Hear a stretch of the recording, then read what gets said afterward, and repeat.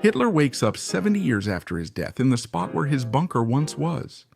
Though everyone sees him as a comedian, he still wants to conquer the world. That's why he's back today. This story starts with Hitler waking up confused by the absence of fighter planes in the sky. Instead of bombs, he hears birds singing, so he's clearly not in Nazi Germany. After spotting a ball, he stands up. 3 kids ask for it back, but he quickly leaves since they're filming a news report.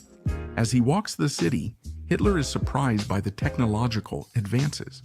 Meanwhile, dozens of people ask to take photos with him. And when a lady approaches him looking for information, she attacks him with pepper spray in the eyes. He wants to know the year, so he checks a newsstand. Seeing it's 2014, he faints. Meanwhile, at the offices of the MJTV television channel, we meet a journalist named Sawatsky, who tries to flirt with a goth girl named Franziska. In the boardroom, they appoint Katie as director. Although this man, named Christoph, longs to have that position, so upset by this, he decides to fire Sawatsky. And to avoid being left without a job, the journalist tells him that he has recorded material about the boys who play soccer, but he ends up being forcibly thrown out of the channel. Hitler later wakes up in the newspaper kiosk and thinks the vendor helping him is an enemy intelligence agent who created a parallel world to confuse him. And even though he thinks he should kill him, the man offers him an energy bar, which the dictator tries for the first time. Then the man tells him he's a good actor, but Hitler doesn't get what he means. He begins to believe fate awakened him in this era to continue his struggle. So he tries to catch up by reading the news and discovers that people think he's dead and that they've made many movies about him. He learns a woman leads the country. He's disappointed Germany doesn't use atomic bombs as weapons. Meanwhile, Zawadzki cries with his mother because he's unemployed. While editing his earlier report, he spots a man resembling Hitler in the background and decides to search for him. But Hitler isn't at the kiosk anymore. 70 years have gone by and his suit definitely smells bad. He goes to a laundromat and, not caring, undresses in the store. Meanwhile, the lady agrees to wash his underwear and lends him spare clothes. When he arrives, he meets Zawadzki, who mocks his speech as the leader discusses invading Poland. The journalist says he can only make him famous, and Hitler agrees. Then Zawadzki gets some money in his mother's car, which the Führer doesn't like. Without anti-wine protection, he would have to send him to the firing squad. They go together, and the journalist plans to film the director at the sea, but it fails when they're sent back to the hotel. And that's when Hitler discovers television and quickly gets disappointed. Because instead of indoctrination propaganda, he only sees useless programs. They visit a restaurant where Hitler interacts with others and learns people distrust the elections, or that they are dissatisfied with the labor camps. But above all, they complain about the number of immigrants in the country, to which Hitler responds with a racist speech agreeing with them. But it doesn't stop at conversations. People even ask him for photos like he's a celebrity. They continue the trip, and Zawadzki suggests getting him a therapy dog since he supposedly loves animals. He visits a shelter and asks to borrow one. We see Hitler playing with one, but he soon shoots it dead after it bites his finger. The journalist gets upset, takes the gun, and as they argue in the car, Hitler pulls out the dog's corpse as a prank and calls him effeminate. Later, Zawadzki becomes broke. Since he can't get it from his old boss, he decides to set up an art stand, as Hitler was supposedly a frustrated artist. The first customer, a woman, doesn't take it seriously, and she's somewhat justified, since the portrait isn't very good. Still, she gives them a coin, and gradually others approach, until an annoyed man tells them that Hitler shouldn't be funny. Then they meet an old lady with her son, whom Hitler wants to imprison because he doesn't support him. With money, the dictator and journalist visit the supermarket, then an amusement park. They travel the country meeting many people. This tour goes viral on social media as everyone is fascinated to have seen Hitler. Zawadzki uploads a video online and gets 1 million views. Thanks to this, he gets Christoph to bring the proposal to the television channel. So they meet with the channel director and she authorizes Hitler's participation in a television show. When they leave, they give Zawadzki a position that seems fundamental. And even though he doesn't like serving coffee, Thanks to this position, he manages to invite Franziska on a date. He meets her dark friends and her grandmother Zanil, though this isn't important yet. Franziska becomes Hitler's assistant, teaching him to use a computer and set up email. And when the Führer learns how to use the internet, he ends up moved.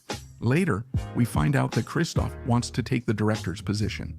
To hurt her, he tells the scriptwriters to create jokes on controversial topics like racism and Jews, which, though cruel, are still approved for television.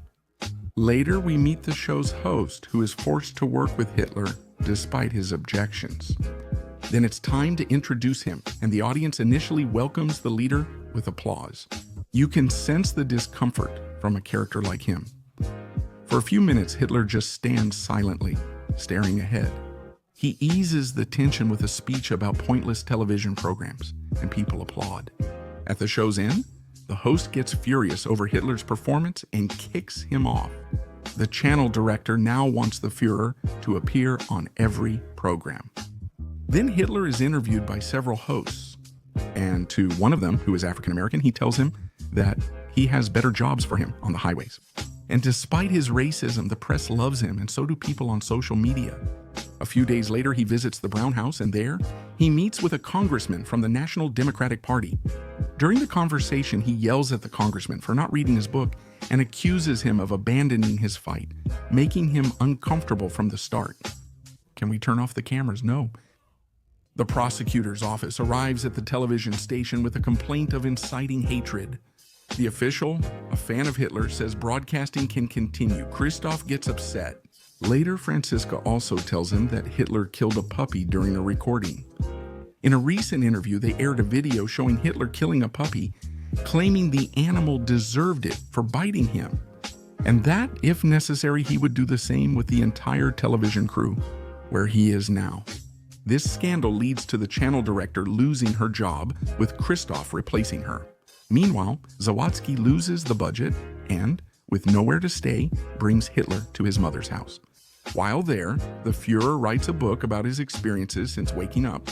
After he finishes, Zawadzki reads it and gives it to the former director to publish, if he can direct a movie based on the book. Very soon after, it becomes a success again and the book becomes a bestseller. So now Hitler signs autographs and gives new interviews.